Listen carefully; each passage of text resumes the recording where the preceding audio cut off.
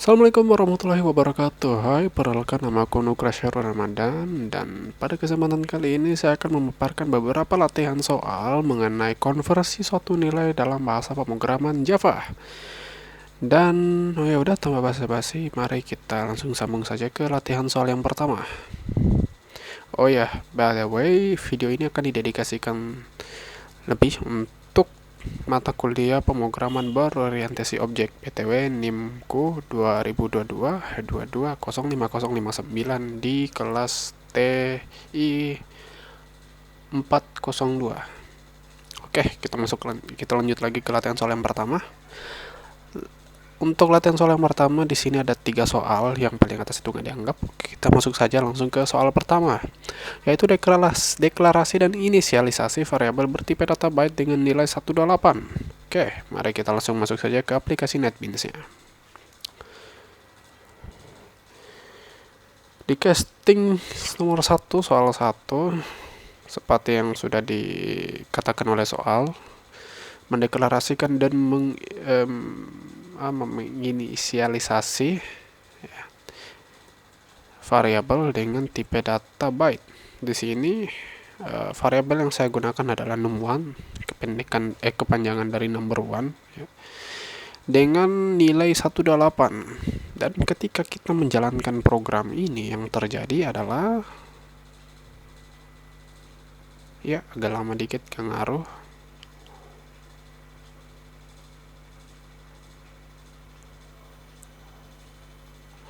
Dan hasilnya adalah compilationnya error, atau ada yang salah di dalam programnya. Dan untuk itu saya sudah mengetik, atau saya sudah mengamati sebelumnya.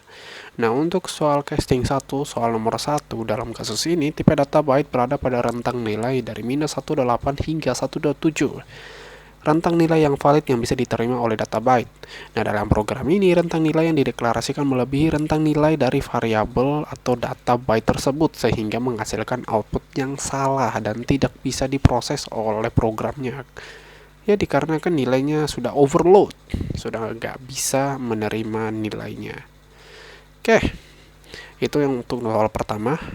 Lanjut ke soal nomor 2, deklarasi dan inisialisasi variabel bertipe data short dengan nilai 128 dan lakukan casting dari short ke byte.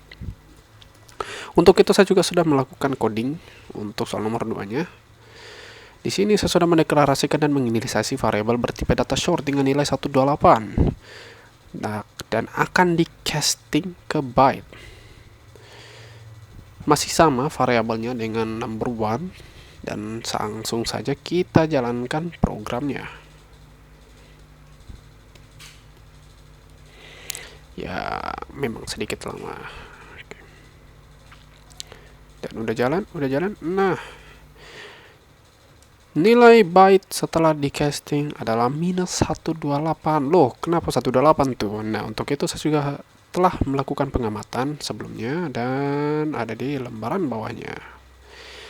Dan untuk soal nomor 2 ini, dalam kasus ini program menginisialisasikan variabel menggunakan tipe data short dengan nilai 128, yang mana nilai tersebut masih dalam rentang nilai valid dari tipe data short, yang rentangnya dimulai dari -3768 sampai 3767. Nah, nilai tersebut akan di casting lagi ke dalam tipe data byte, yang mana memiliki rentang nilai dari -128 sampai hingga 127. Nah, jadi karena rentang nilai tersebut saat di casting melebihi rentang nilai valid dari tipe data byte, maka menghasilkan output seperti ini loh. Tapi kenapa hasilnya minus nih? Nah, kasus ini bersama dengan sebelumnya. Nah, ketika sebuah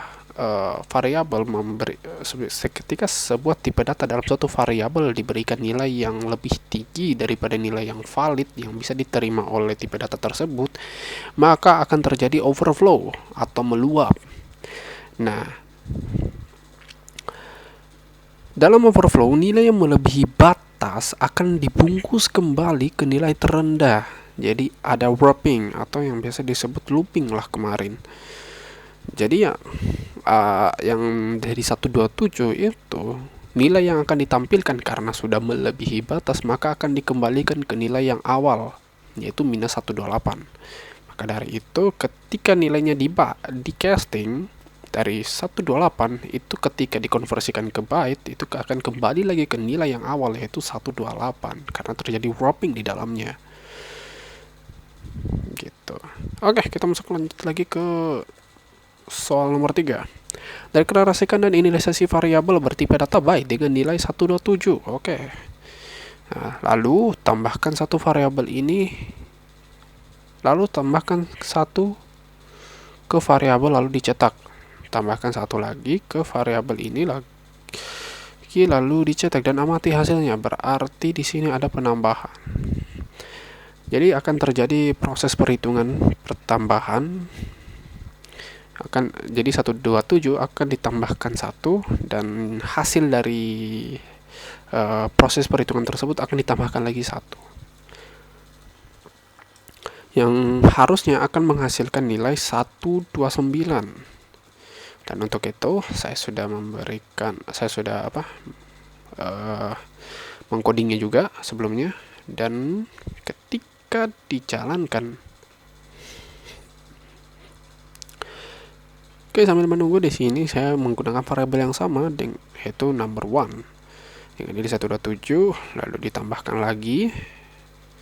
Tentu nilai tersebut akan saya casting biar hasilnya bisa tercetak, dan begitu pula dengan nilai hasil yang kedua.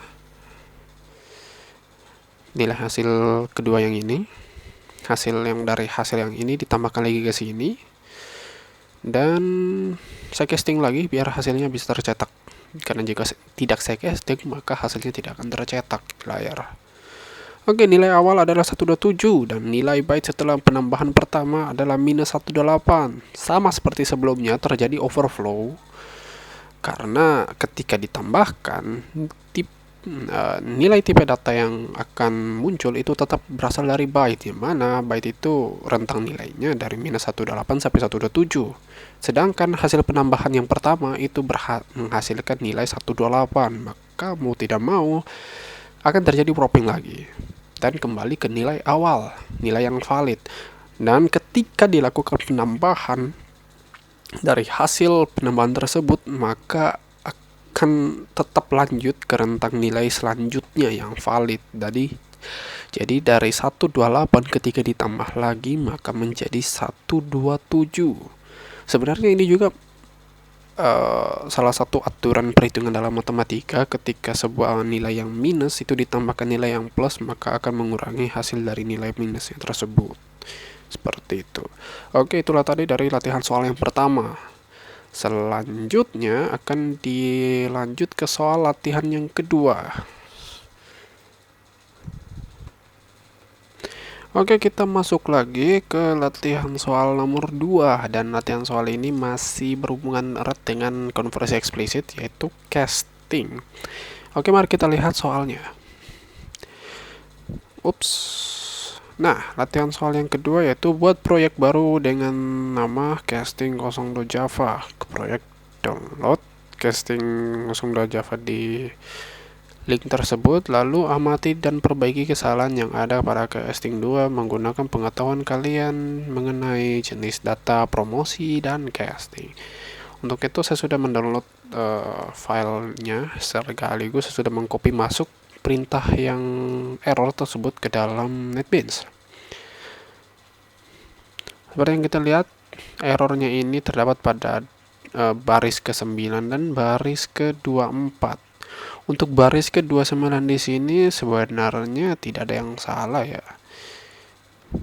Untuk tipe data long sendiri ini tuh masih dalam jangkauan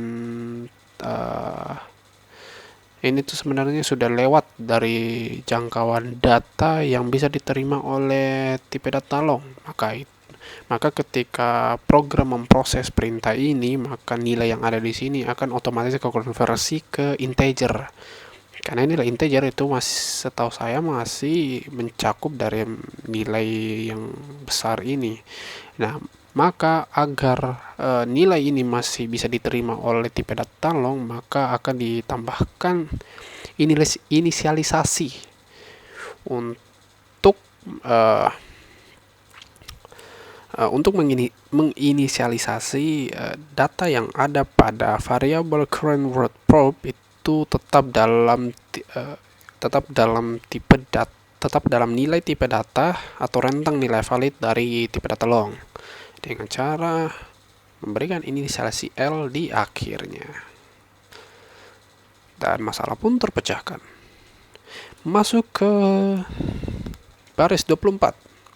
Nah, baris 24 ini yang kurang hanya di casting saja, lupa di casting, alias harus di casting terlebih dahulu karena hasil dari perjumlahan atau perkalian antara current word probe dengan persen Asianya itu akan berjumlah fantastis. Maka dari itu, sebelum dicetak hasilnya, seperti yang saya bilang sebelumnya, nilai yang melebihi kapasitas dari tipe data tersebut akan otomatis konversi ke integer. Agar tetap dalam rentang nilai valid sebuah tipe data tersebut, maka akan di casting terlebih dahulu. Caranya yaitu memberikan dikurung dulu dalam sebuah tanda kurung untuk memisahkan antara casting dan hasilnya nanti.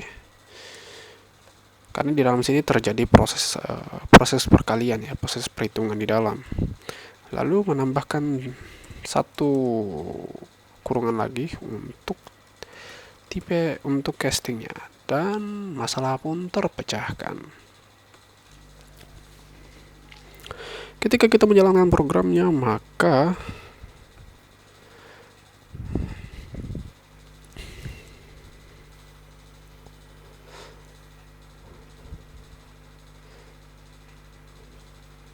akan menghasilkan nilai seperti ini.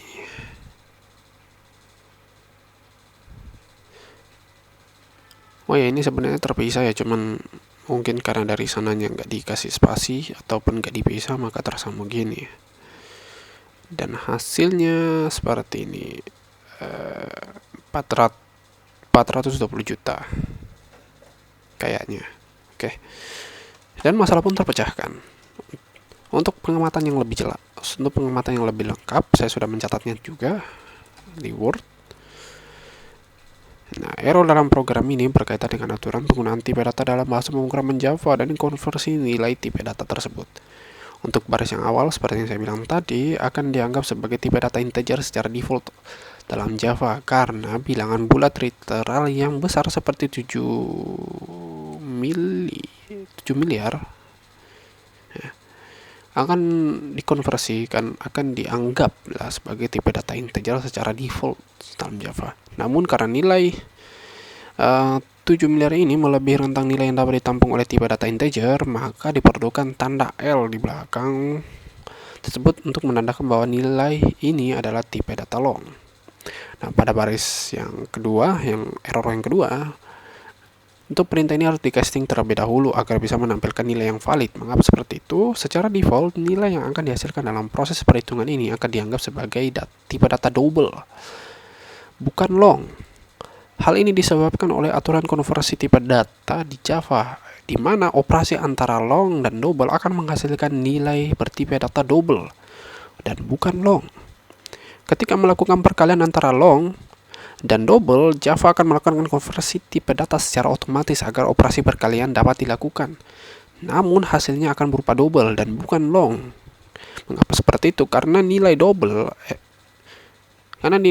yang dari ini persen Asia itu bertipe data double. Hasilnya pun koma, dan itu tidak valid di tipe data yang lain. Maka ketika dilakukan proses perkalian, hasilnya akan terdefault masuk ke double dan bukan long. Untuk menghindari penurunan presisi yang tidak diinginkan, memastikan bahwa hasil perkalian tetap merupakan tipe data long, perlu dilakukan casting ekspresi terlebih dahulu. Dengan cara ini dipastikan bahwa hasilnya akan direpresentasikan sebagai long dan bukan double. Tentu jika jika dikonversi atau di casting terlebih dahulu, hasilnya juga akan lebih valid dan bisa menampilkan hasil yang lebih presisi. Dan jika tidak, maka proses perkalian tidak akan terjadi dan tidak akan dicetak oleh program. Karena rentang nilai dari double nampaknya hasilnya akan melebihi rentang nilai valid dari double tersebut. Seperti itu. Oke, dan mari kita lanjut ke soal latihan nomor 3.